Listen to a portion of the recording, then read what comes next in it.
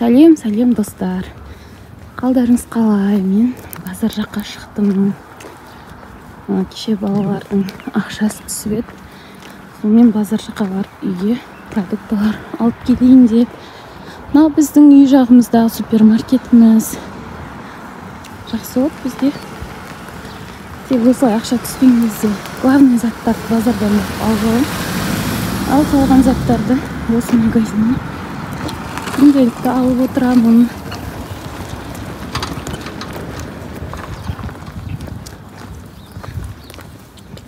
Достар, біздің страницамызға тіркеліп қойсаңыздар, статистикаға қарайтын болсам, көп достарымыз тіркелмей қарайды екен біздің видеоларымызды.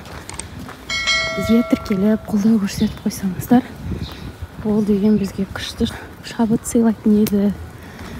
Сол үшін де подписка кнопкасын басып, подписаться етіп қойыңыздар, достар. Қазір көреміз. Бұл жақтан маршрут келу керек, и такси болса таксимен барам.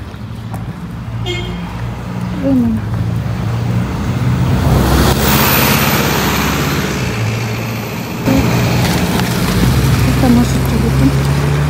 Қазір күтетін боламын. Или таксимен кетейін. Достар, мен базар жаққа келдім. Біздің тәуекелдің қазір 9 ай болды. Енді отырып жүр. Ер балалардың өзі кішкене кеште қимылдайды екен ғой. Жалқаулау болады екен. Сонымен қазір мен мына жерде районға келе жатырмын. Ақшасы түскен кезде сидушка әперем деп айтқам ғой. Сидушка аламын қазір. Районға келе жатырмын. Қазір көретін боламын. Мына жақта масқара ремонт болып жатыр ма? Мына жер бәрін бұрын бутиктер болып жүреді. Бұзып тастапты бәрін.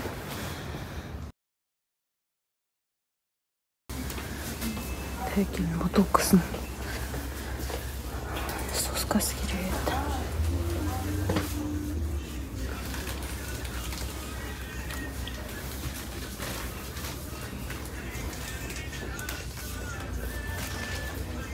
Раяна деген не деп түсінбей жатсаңыздар, бізде киім сататын, детский киім сататын, жақсы, качественный детский заттар сататын магазин. Содан шықтым, тәуекелге бір сидушка алдым.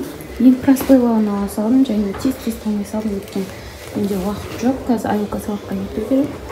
Потом ползунки и бутылкасына соска алдым. Кейін видеоларда үйде түсіріп жатсам, көрсететін боламын қандай сидушка екенін.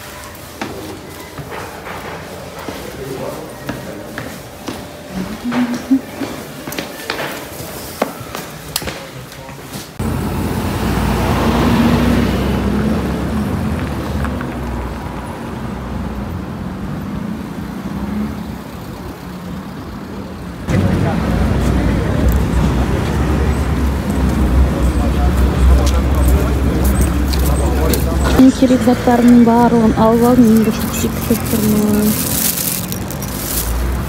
Бізде Түркістанда мында Жан деген магазин бар. Опты магазин. Керек заттардың барлығын естен келіп аламын.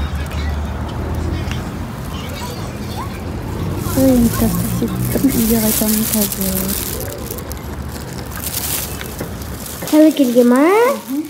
Ой, енді отыру беретін болдық қой. Қайынадан алдыңыз ба?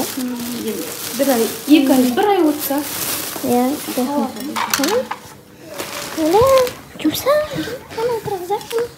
Шаным, тарелканы ұстауы. Қазір машиналарына келем. Жанбайым мен, батжандайым. Жаным. На алдынан түсірсе екен, не істеп жатсың? Артынан түсір. Батжандай. Қараңыздар, ана жерден аяқ шығады. Өте екен.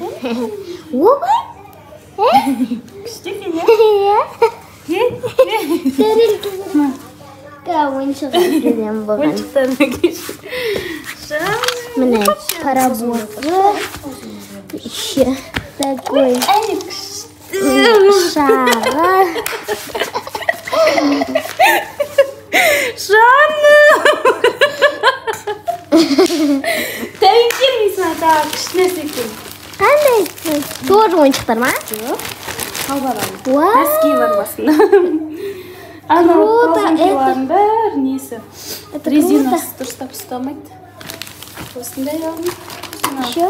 Не алдым? Соска. Бутылкасын соскасына. Оп, алдар пакет. Күшті. Аңдақтар. Толым пакет. Ей! Күшті болды, айқа. Ей, тәрелкемен ойнап отырған түрім бар болсын. Достар, мен балаларым бәрін біреуін садикке, біреуін сабаққа жіберіп, енді өзім обед ішейін деп жатырмын. Обедім сорпаны ішіп алатын болам. Тәуке бесікте жатыр, ұйықтап жатыр.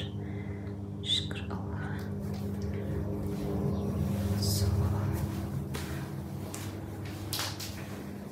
Қазір мен холодильниктен еще бардак кішкене. Майонез, кетчуп, вафли, колбаса, жұмыртқа и нан керек маған. Достар, мынаның барлығы дегенше сүттің қаймақтары. Сүтті пісіремін ғой, кешке күнде 3 литр пісіремін 3 балама. Сосын соның қаймақтарын жинай беремін. Сосын сода блендермен май пісіп алам. Мен видеоларым жібермей қарап жүріңіздер. Құдай қаласа қаймақтардан үйде отырып сиыр салмай-ақ, басқа қылмай-ақ, дым алмай-ақ қалай май алуға болатынын көрсетемін. Может, білетін де шығарсыздар. Бір білгіштенбей-ақ қояйын, но бөлісетін боламын сіздермен алдағы уақытта. Сол үшін де біздің YouTube каналда жібермей қарап отырыңыздар. Достар, мен обед ішіп отырмын. Мынау не десеңіздер, құйымшақпен тобық бұл. Біздің мамалар өзі ет сатады ғой, сосын осындай құйымшақтар көп бізге беріп жүреді. Мынаны әбден қайнатып,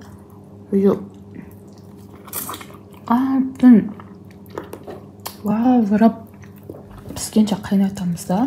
И соғаннан да қамыр салып ішсеңіздер күшті болады дәмі. Еще пайдалы. Бұны негізі сатпайды, просто мал соятындар да өздеріне қалады да. Сосын мамамдар бізге береді. Өздері постоянно сорпа қайнап жейді. Мынаны көріп тұрсыздар ғой, еттің бәрі алынып тұр ғой почти.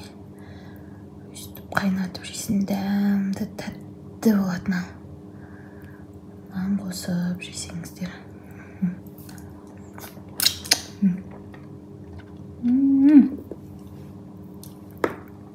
Дәмі деген мощный. Ас болсын, достар. Маған ас болсын.